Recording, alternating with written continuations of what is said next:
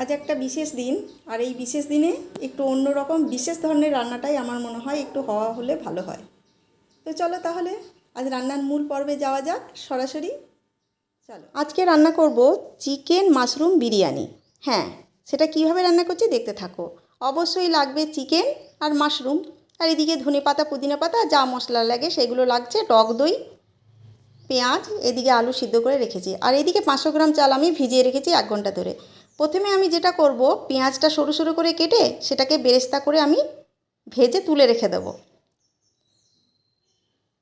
কারণ এটা খুব দরকার। এবার আমি ওই তেলের মধ্যেই যে সেদ্ধ করে রাখা আলুগুলো আমি নুন হলুদ মাখিয়ে রেখেছিলাম সেগুলো আমি ভালোভাবে ভেজে নিলাম। আলুগুলো আমি হাফ সেদ্ধ করেছি। আর এদিকে আমি গরম জল বসিয়ে দিয়েছি হাঁড়িতে। গোটা গরম মশলা দিয়ে দিলাম, 2টো তেজপাতা দিয়ে দেবো, 1 চামচের মতো তেল। এবার আমি চালটা ছেড়ে দেবো ওর মধ্যে, আর বারবার একটু নাড়তে থাকবো চালটা, মানে ভাতটা। এদিকে আমি ওই তেলের মধ্যে আমি দিয়ে দিলাম 1 চামচের মতো চিনি, 2টো তেজপাতা, গোটা গরম মশলা থেতো করে রাখা ছিল সেগুলো দিয়ে দিলাম। স্টারটা পরে তুলে নেব। এবার দিয়ে দেবো আমি বড় সাইজের 2টো পেঁয়াজ কুচোনো, একটু পেঁয়াজটা একটু বেশি দেবে তাহলে ভালো লাগবে খেতে। এবার আমি ভালো করে ভেজে নেব পেঁয়াজটা।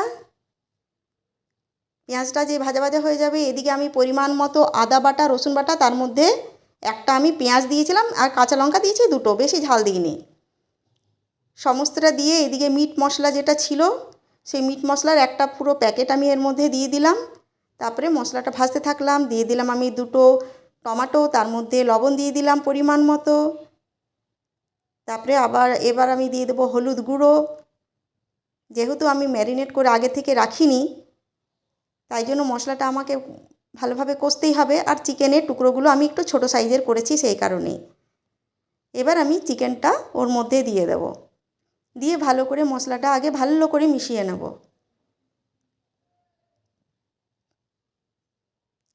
ম্যারিনেট করে রাখলে যেটা হয় খুব ভালো হয়, কিন্তু যখন তোমার তাড়াতাড়ি করার থাকবে তো তখন এইভাবেই করতে হবে। এবার আমি দিয়ে দিচ্ছি কাশ্মীরি শুকনো লঙ্কার গুঁড়ো। আর এদিকে আমি রাইসটা কিন্তু বারবার আমি দেখছি যাতে বেশি সেদ্ধ হয়ে না যায়। 50% সেদ্ধ হলেই সাধারণত হয়ে যায়, কারণ বিরিয়ানির চাল বেশিক্ষণ লাগে না সময়। এবারে দেখো এটা সেদ্ধ প্রায়, মানে কষানো প্রায় হয়ে আসছে, তখন আমি আঁচটা আস্তে করে 2 চামচের মতো টক দই, ফেটানো টক দই আমি এর মধ্যে দিয়ে দিয়েছি, আঁচটা আস্তে করে দিয়েছি।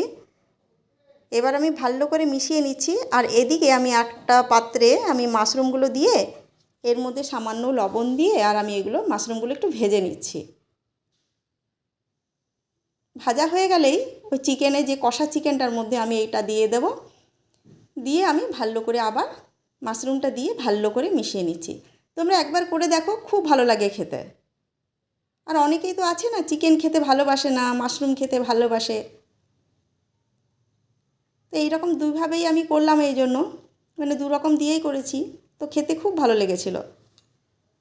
এবার আমি দিয়ে দিচ্ছি 1 মুঠো পুদিনা পাতা, ধনে পাতা। এখানে আমি কিন্তু বিরিয়ানির বাইরে যে বিরিয়ানি মশলা পাওয়া যায় সেটা আমি ইউজ করিনি, তার বদলে আমি ধনে পাতা পুদিনা পাতা আমি বেশি করে ইউজ করেছি। এবার আমি একটা ভারী ধরনের পাত্র নিয়ে তার মধ্যে কিছুটা গ্রেভি নিচে দিয়ে, কিন্তু ঘিও দিলাম না আমি। এবার আমি আলুগুলো প্রথমে সাজিয়ে দিলাম, তার উপরে একটা রাইসের লেয়ার দিয়ে দিচ্ছি। এইভাবে করে দেখো, ঘি ছাড়া, বিরিয়ানির মশলা ছাড়া খেতে কেমন লাগে।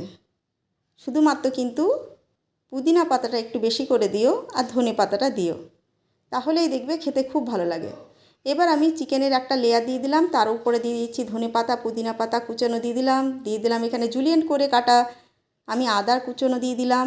তোমরা কিন্তু গোলমরিচটাও দিতে পারো। এবার আমি টক দইটার মধ্যে চিনি দিয়ে ফেটিয়ে রেখেছিলাম, চিনি আর লবণ দিয়ে, সেটা 1 চামচ আমি ছড়িয়ে দিলাম।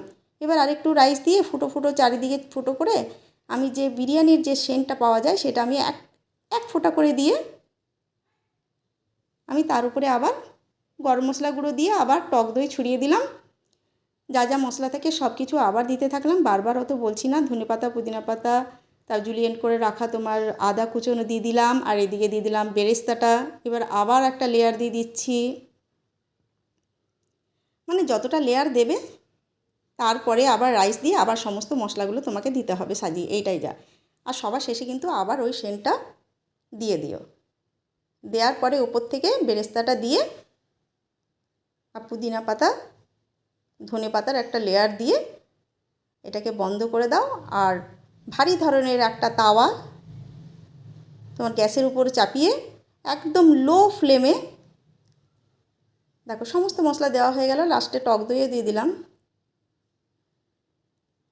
এই তাওয়াটা চাপিয়ে একদম লো ফ্লেমে এটা চাপিয়ে দেবো আমি 10 মিনিটের জন্য চাপিয়ে দিলাম, একদম লো করে দেবো। 10 মিনিট পরে খুলে দেখো, এই দেখো বিরিয়ানি আমার রেডি। খেতে এটা খুবই ভালো লাগে, আর এটা খেলে বাড়ির বিরিয়ানি খেলে আর বাইরের বিরিয়ানি খেতে ইচ্ছে করবে না। তাহলে আজকের মতো আসছি, নমস্কার।